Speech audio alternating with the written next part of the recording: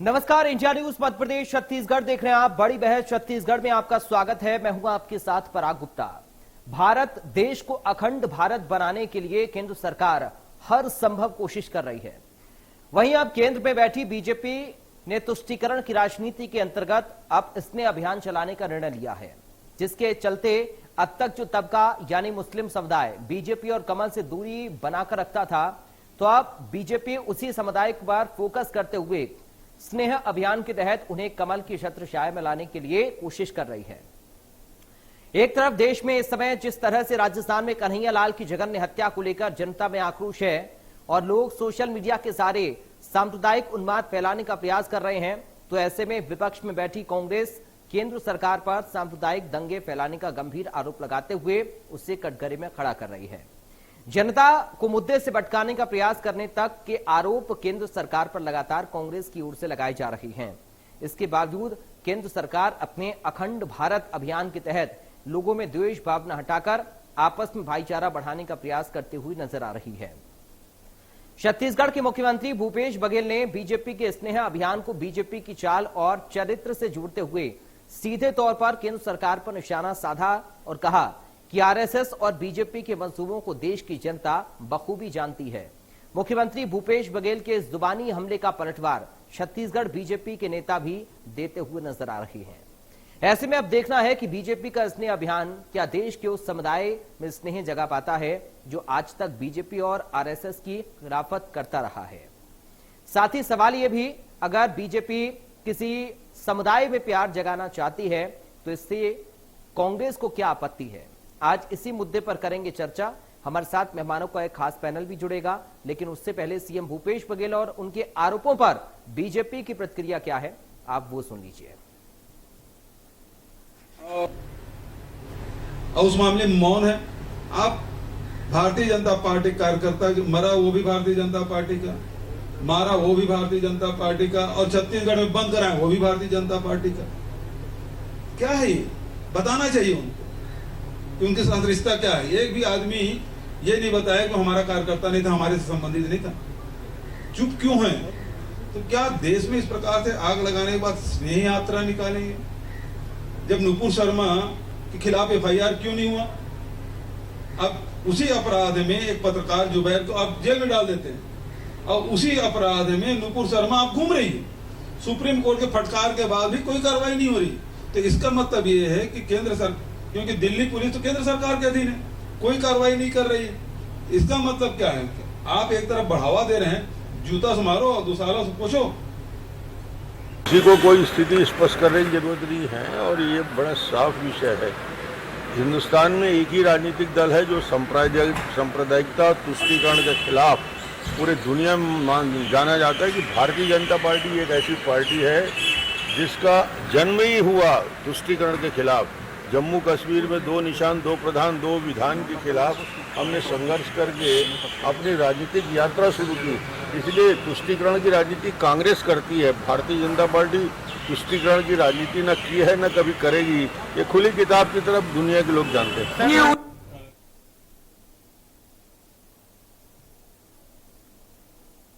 चलिए, हमारे साथ कुछ खास मेहमान जुड़ गए हैं। सीधा आपका परिचय करा दें। कांग्रेस पार्टी से प्रवक्ता सुरेंद्र वर्मा है, बीजेपी से नेता राजीव चक्रवर्ती और राजनीतिक विश्लेषक मनीष वोरा। तीनों का बहुत स्वागत करता हूं सर इंडिया न्यूज में। सबसे पहले राजीव जी, शुरुआत में आपके साथ कर रहा हूं। सर, क्या प्लानिंग है इस अभियान के जरिए बीजेपी की? स्नेह अभियान आप लोग चलाने जा रहे हैं अब।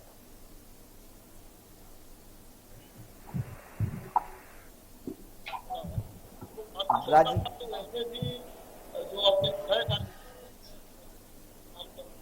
दिवस और स्वर्ण दिवस, इंडिया दिवस, जन्म दिवस और स्वर्ण दिवस, अम्बेडकर जी का दिवस, और उसके अलावा पुलिस मंडली लगातार अपने कार्यक्रमों को लेकर जनता के बीच जाती है।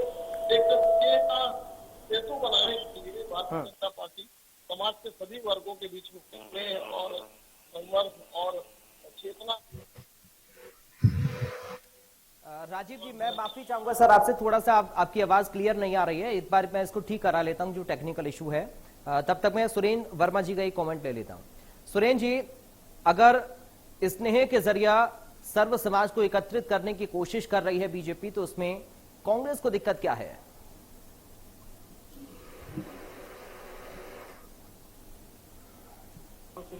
बार के मुख्यमंत्री रहे, जिस प्रकार से वो अपने स्थापना को लेकर वो बात कर रहे थे, सर्वविदित है कि आरएसएस की स्थापना अंग्रेजों के एजेंट के रूप में अंग्रेजों के विभाजनकारी नीति बांटने और काटने के कुत्सित प्रयास को अमली जामा पहनाने के लिए अंग्रेजी शासनकाल में हुआ था। और ये आजादी से पहले जो अंतरिम सरकार बनी थी उसमें ये मुस्लिम लीग के साथ सरकार भी बनाए। वर्तमान में जो देश के सामने हालात हैं गुप्ता जी, देश के प्रधानमंत्री और देश के गृह मंत्री कभी भी शांति की अपील करते हुए नहीं दिखेंगे।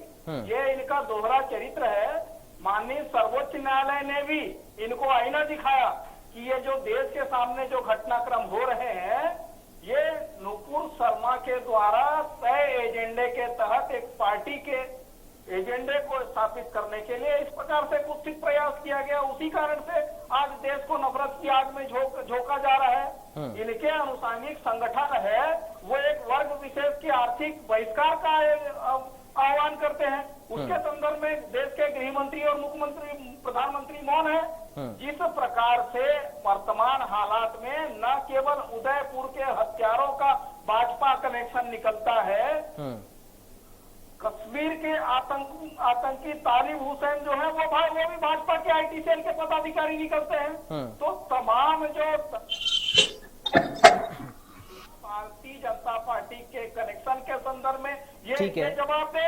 आज देश की जनता जानना चाहती है। इसी प्रकार से गुप्ता जी 15 साल जब ये छत्तीसगढ़ में सरकार में थे, धर्मेंद्र पुजारा, जगत पुजारा, पोडियम लिंग और धर्मेंद्र चोपड़ा जैसे भारतीय जनता पार्टी के एजेंटों का नक्सलियों से साथ ठीक है सर। तो ये जो आतंकियों से ये उन्मादी जी है, ठीक है, उन्नाव, हाथरस और लखीमपुर खीरी में जो भाजपा के नेताओं का जो अपराधियों के समर्थन में खड़े हुए देश की जनता ने देखा है, उस पर देश की जनता इनसे जवाब चाहती है। ठीक है, ये केवल देश में नफरत की और उन्माद फैलाकर ये जो ठीक है, बेरोजगारी, महंगाई बढ़ती शाहबानो प्रकरण को किसी ने भूला नहीं है। तुष्टीकरण की राजनीति कौन करता है? कांग्रेस करती है। ठीक है, चलिए राजीव जी जुड़ गए। एक सवाल राजीव जी अपनी बात पूरी कर लें, उसके बाद मनीष जी आपके पास में आऊंगा। ठीक है सुरेंद्र जी, आप राजीव जी का जवाब भी सुन लीजिए। राजीव जी रखिए अपनी बात। देखिए सुरेंद्र जी प्लीज सर, राजीव जी को एक बार सुन लें, उसके बाद में मनीष जी आपके पास आ रहा हूँ। देखिए पराग जी, कांग्रेस ने विभाजन के मसौदे पे दस्तखत किया था, जिसमें जिन्ना साहब थे, नेहरू साहब थे और लॉर्ड माउंटबेटन थे। और वो मामला था कि मुस्लिम उग्रपंथी बंधुओं को पाकिस्तान की आवश्यकता थी, उन्होंने कहा था और कांग्रेस ने कहा था बिल्कुल हम उसके साथ है, पाकिस्तान बनेगा। गांधी जी के आदेश के बावजूद कि पाकिस्तान मेरे शव पर बनेगा। और दूसरी बात जो अभी कह रहे थे कि फलाने के साथ फोटो है, इसके साथ फोटो है, तो इतनी आप राजनीतिक गिरावट मत करिए सुरेश जी। आपके भी सरदार मनमोहन सिंह के साथ फोटो है, राहुल गांधी जी के साथ अपराधियों के फोटो है, तो हम नहीं कहते कि उनके साथ आपके व्यक्तिगत संबंध है। सार्वजनिक स्थान पर किसी का भी किसी के साथ फोटो हो सकता है।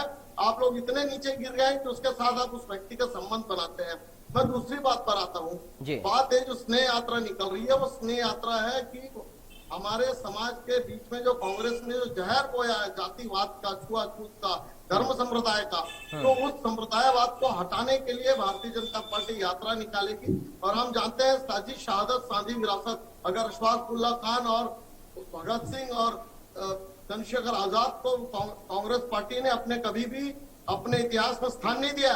उन्होंने केवल एक परिवार को महिमा मंडित किया, दो परिवार को महिमा मंडित किया है और हमेशा भाषा के आधार पर देश का और प्रदेशों का वितरण किया है। चलिए ठीक है, ठीक है, जहर चल रहा है, ठीक है, किसी एक वर्ग विशेष को हमेशा बढ़ावा दिया है, बहुसंख्यक वर्ग के भावनाओं को कुचला है। ठीक है, इसी बात को लेकर भारतीय जनता पार्टी सभी वर्गों के बीच में जाकर स्नेह का संबंध बनाना चाहती है, स्नेह का सेतु बनाना चाहती है। ठीक है, चलिए सुरेंद्र जी और राजीव जी थोड़ा सा धैर्य रख लीजिए आप लोग, प्लीज बीच में इंटरप्ट मत करिएगा। मनीष बोरा जी को एक बार आप पूरा सुन लें, उसके बाद सुरेंद्र जी मैं आपके पास आ रहा हूँ।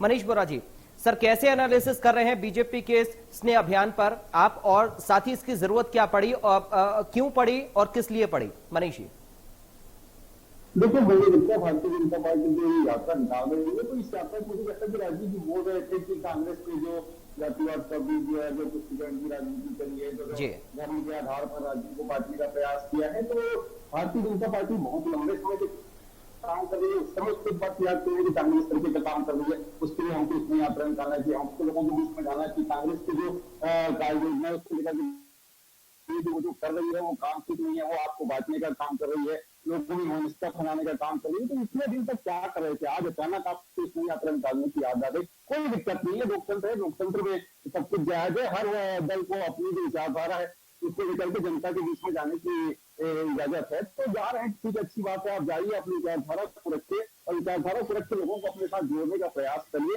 किसी एक वर्ग विशेष के लिए हम बात करें, किसी दूसरे की बात पे हम ये कहें कि कोई जातिवाद का जहर फैला रहा है, कोई अनिश्चितता फैला रहा है, कोई धर्म के आधार पर बातचीत का प्रयास कर रहा है, तो भारतीय जनता पार्टी की जो राजनीति कर रही है वो धर्म आधारित की राजनीति कर रही है ना, उससे आप कैसे बच सकते हैं? आप लोग कैसे कह सकते हैं भारतीय जनता पार्टी धर्म आधारित राजनीति नहीं कर रही है? ये जो पूरी स्थितियां बन गई देश के अंदर में, ये जो पूरा वातावरण देश के अंदर में आज बना है, निश्चित रूप से ये कहा जाए तो ये वातावरण बहुत अच्छा नहीं है देश के लिए। इस चीज से बचना चाहिए और दोनों दलों को मिलकर ये प्रयास करना चाहिए कि वो एक साझा बयान जारी करके इस बात को कहें कि देश में इस तरीके की जो बातें हो रही है उनका कोई स्थान नहीं है। यहाँ पर सभी धर्मों का समभाव से देखा जाता है और सभी धर्मों के साथ एक जैसा व्यवहार किया जाता है, और जो ये पूरा जातिवाद को लेकर के जो चल रहा है वो सब बंद होना चाहिए और उसको लेकर के दोनों दल एक होना चाहिए। दोनों दल को एक होकर के यदि दोनों देश एक में बात करना चाहते हैं, दोनों देश के विकास की बात करना चाहते हैं, देश को आगे पैदान तक जाने की बात करना चाहते हैं, तो उनको इस बात को लेकर के गंभीरता से प्रयास करना चाहिए कि जो आज देश के अंदर हो रहा है वो कतई अच्छी स्थिति नहीं है। इससे आगे आने समय में और जो हमारी आने वाली पीढ़ियां हैं उनके सामने जो हम रख रहे हैं वो एक अच्छे वातावरण को नहीं रख रहे हैं। हो सकता है वो आगे वाले समय में हमारे देश की और घातक हो जाए और हमारे देश की जो आज स्थिति है वो आगे जाकर के और खराब हो जाए। ठीक है सुरेंद्र जी, आप रखिए अपनी बात सर। और अभी मनीष बोरा जी ने जो बातें कही उनको लेकर आपकी टिप्पणी क्या है? आप कितना इत्तेफाक उन बातों से रख रहे हैं सुरेंद्र जी? सुरेंद्र जी, आपको आवाज मिल रही है मेरी? जो है जी, जनता की, आम जनता की सामाजिक और आर्थिक उन्नति होना चाहिए। लेकिन जिस प्रकार से भारतीय जनता पार्टी सांप्रदायिक राजनीति करते आई है, जब जब चुनाव होते हैं ये 80-20 का नारा देते हैं, शमशान कब्रिस्तान की बात करते हैं, बुलडोजर की बात करते हैं। देश की जनता ने देखा है, गांधी के हत्यारे गोडसे को महिमामंडित करने वाले, हिटलर और मुसोलिनी की विचारधारा को मानने वाले, 92 के दंगों में हजारों मौत की पर सीढ़ी चढ़ के हजारों लाशों पर पांव रखकर ये सत्ता में सवार होते हैं। गोधरा की घटना भी याद है, 59 लोगों को जलाए जाने के बाद 1100 से अधिक मौत होती है। हरेन पंड्या की पत्नी और सोहराबुद्दीन और तुलसी प्रजापति के इसकी नजदीकियां थी उनसे, यह भी सर्वविदित है। पुलवामा का सच आज तक बाहर नहीं आया। पुलवामा के नाम पर यह राजनीति करके ये सैनिकों के नाम पर वोट लेते हैं, लेकिन जब जांच की बारी आती है तो ये इसी प्रकार से ये अपनी जिम्मेदारियों से बचते हैं। अखंड भारत, गुप्ता जी, इनके द्वारा एक नया छलावा है, ये 20% को तो बर्दाश्त नहीं कर पा रहे हैं। फिर ये बांग्लादेश, पाकिस्तान, अफगानिस्तान जैसा ये नक्शा दिखाकर तो ये जो अभियान है ये अभियान, इस अभियान से कांग्रेस पार्टी क्या समझ रही है सर, ये बताइए सुरेंद्र जी। पराग जी, कांग्रेस पार्टी तो पहले ही घोषित कर चुकी है, जो आजादी की जो वर्षगांठ है उस पर भारत जोड़ो यात्रा की घोषणा भी हो चुकी है, पूरी तैयारी भी हो चुकी है। कांग्रेस ये मानती है कि देश में किसी संप्रदाय, किसी वर्ग को पृथक रख के समग्र विकास की कल्पना चलिए राजीव जी से जवाब दे देते हैं। लड़ाई में सभी समुदाय का योगदान रहा, देश के विकास में भी आवश्यक है।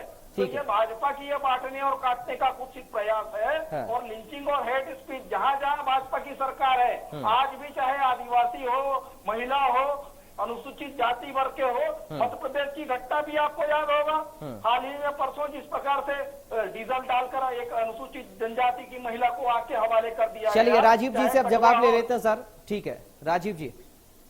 पराग जी, भारतीय जनता पार्टी ये जानती है, सांझी शहादत, सांझी विरासत, इस देश को अगर एक रखना है तो मनखे एक समान, जो गुरु घासीदास बाबा जी छत्तीसगढ़ के संत थे, उन्होंने जो संदेश दिया था, उसी प्रकार से जो आजादी का 75वां अमृत महोत्सव चल रहा है, इस देश को आजादी देने में कितने ना जाने क्रांतिकारियों ने शहादत दी, कितने अनगिनत अनसुने लोगों ने, भूले बिसरे क्रांतिकारियों ने शहादत दी। और समाज के बीच जो वैनमस्य चल रहा है, जो बांटों की रात चल रही है, ये तो अमुक संप्रदाय के कानून बदल दिए जाते थे। हम देखते हैं 1984 में किस प्रकार से एक संप्रदाय को ठीक करने के लिए एक महिला को न्याय दिया गया था, सुप्रीम कोर्ट के न्याय को बदल दिया गया।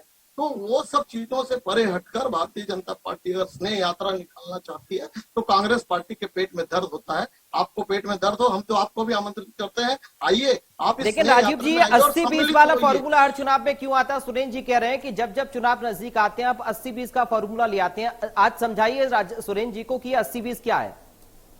ये देखिए 80-20 का फार्मूला कांग्रेस का शिगुफा है। कांग्रेस पार्टी हमेशा अल्पसंख्यक बंधुओं को शिगुफा छोड़ती है कि इस्लाम खतरे में है, ईसाइयत खतरे में है, और उनके खतरों का दोहन करके अपना वोट बैंक की फसल खड़ी करती है, अपने वोट बैंक की खिचड़ी तैयार करती है। और भारतीय जनता पार्टी कहती है कि वयम राष्ट्रीय वयम दिग्गजता, ये राष्ट्र हमारा, हम सब इस राष्ट्र के बंधु हैं, हम इस राष्ट्र के बच्चे हैं, हमको राष्ट्र को आगे बढ़ाना है। जब हम राष्ट्रीयता की बात करते हैं, जब हम सर्जिकल स्ट्राइक करते हैं, तो कांग्रेस पार्टी के बड़े पेट में दर्द होता है। अभी गोधरा कांड की बात कर रहे थे, उस दुखद कांड के बाद जिस प्रकार से हत्या की गई, तो ये कहते थे कि उन हत्यारों का कोई, अगर उसमें जस्टिस बनर्जी ने भी रिपोर्ट दिया और उसके बाद सारी जांच आयोग ने भी क्लीन चिट दिया, उसके बावजूद भी इनके सोनिया गांधी जी मौत का सौदागर कहती हैं अल्पसंख्यक बंधुओं के बीच में जाके, इनके राहुल गांधी जी संघ के ऊपर विपरीत टिप्पणी करते हैं और बाद में कोर्ट की फटकार लगने के बाद माफी मांगते हैं। लेकिन उसके बावजूद भी तमाम अपने सोशल मीडिया प्लेटफॉर्म से, टीवी के माध्यम से ये लोग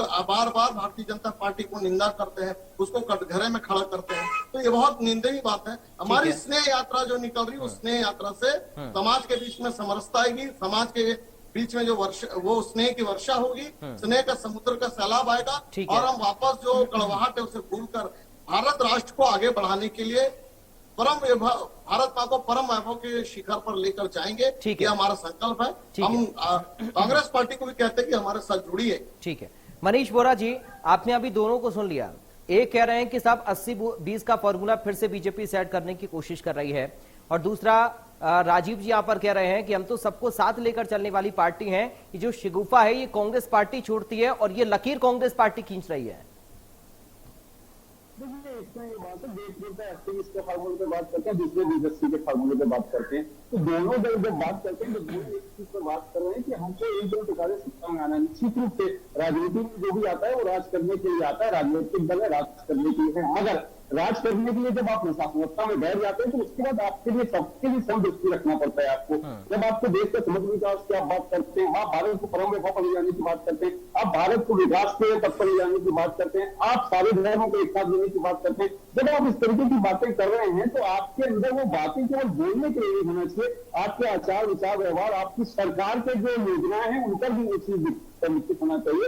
आम जो जनता है जिसको वास्तविक आवश्यकता है उन तक वो सुविधाएं पहुंचे, इस बात को तय करने की आवश्यकता है। ये जो सारी चीजें आज हम कर रहे हैं, हम बात करते हैं धर्म के लिए, हम बोलते हैं धर्म में जाएंगे, हम बोलते हैं इसम जाएंगे, इसके बाद जो पूरा परिदृश्य निकल करके आता है, जब कोई दल सत्ता में बैठ जाता है तो उसके बाद जो उसका आचार विचार व्यवहार होता है वो आम जनता जो उनसे अपेक्षा रखती है उसके विपरीत नजर आता है। तो ये जो स्थितियां, ये स्थितियां नहीं बनना चाहिए। देश के अंदर में हमको सर्वधर्म संभाव की जब हम बात करते हैं, लोकतंत्र की खूबसूरती की जब हम बात करते हैं, तो वहां पर इन चीजों को हमें दरकिनार करना चाहिए और सभी धर्मों के लिए संभाव रखना चाहिए। आप इसमें यात्रा निकालिए, आप भारत जोड़ो यात्रा निकालिए, सारी यात्रा निकालिए, कोई दिक्कत नहीं कहीं करती, लेकिन उसके साथ साथ आप आम जनता की जो मूलभूत आवश्यकताएं हैं उस पर ध्यान दीजिए। वो जो आवश्यकता है उससे हम कैसे निपट सकते हैं, उन तक उनका लाभ कैसे पहुंच सकता है, इस बात को तय करने की आवश्यकता है। चलिए सुरेंद्र वर्मा जी, आपसे मैं कमेंट ले रहा हूं, फाइनल कमेंट होगा, संक्षेप में अपना उत्तर रखिएगा। अगर बीजेपी स्नेह अभियान चला रही है सर्व समाज को जोड़ने के लिए, तो कांग्रेस पार्टी का काउंटर क्या है फिर इसके लिए? कांग्रेस ही संवैधानिक मूल्यों को लेकर, सांप्रदायिक सद्भाव को। सुरेंद्र जी, आपको आवाज मिल रही है मेरी? जी जी, बोलिए बोलिए सर, बोलिए। जिस प्रकार से भारतीय जनता पार्टी का चरित्र रहा है, कथनी और करनी में अंतर रहा है, चाहे सुबोध सिंह, इंस्पेक्टर सुबोध सिंह के हत्यारों का कनेक्शन हो, चाहे उदयपुर की घटना में कन्हैया लाल के हत्यारों का संबंध हो, चाहे वो जम्मू कश्मीर के आतंकियों से संबंध हो, भारतीय जनता पार्टी का कनेक्शन सर्वविदित है। भाजपा के आईटी सेल के पेड वर्कर और ट्रोल आर्मी का यही चरित्र है कि सोशल मीडिया के माध्यम से सांप्रदायिक उन्माद फैलाकर जिस प्रकार से ये राजनीतिक फायदे के लिए काम करते हैं, हेट स्पीच और लिंचिंग जो है भारतीय जनता पार्टी का राजनीतिक हथियार बन चुका है। जिस प्रकार से पूरे देश में, चाहे वो टेनी के मामले में हो, किसानों के सीने पर गाड़ी चलाने की बात हो, चाहे वो भाजपा के केंद्रीय मंत्री के द्वारा खुलेआम ठीक है, एक वर्ग पर गोली चलाने और आगे बढ़ लेकर जाएंगे। चलिए राजीव जी फाइनल कमेंट आपका सर, फाइनल यात्रा निकल रही है, उस नई यात्रा के माध्यम से हम समाज सर, के वर्ग को संपर्क सर मुद्दों पर बात जोड़ेंगे। कब होगी?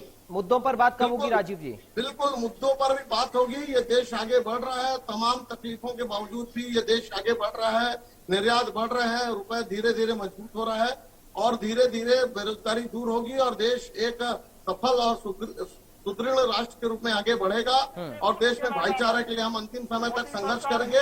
कांग्रेस पार्टी से निवेदन है कि वोट के लिए लोगों को मत बांटो वोट के लिए देश को आगे बढ़ाने के लिए हमारे स्नेह यात्रा में जुड़िए। देश ये भाजपा के पेड वर्कर्स को कभी आम जनता के हितों से कोई सरोकार नहीं रहा।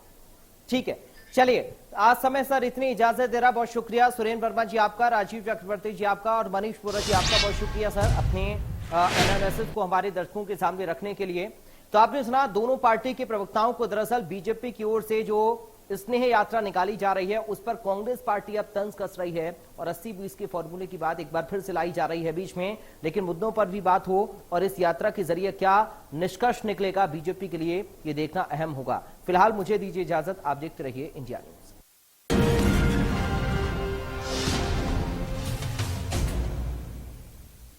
मध्य प्रदेश, छत्तीसगढ़ की हर खबर सीधे आपके मोबाइल फोन पर।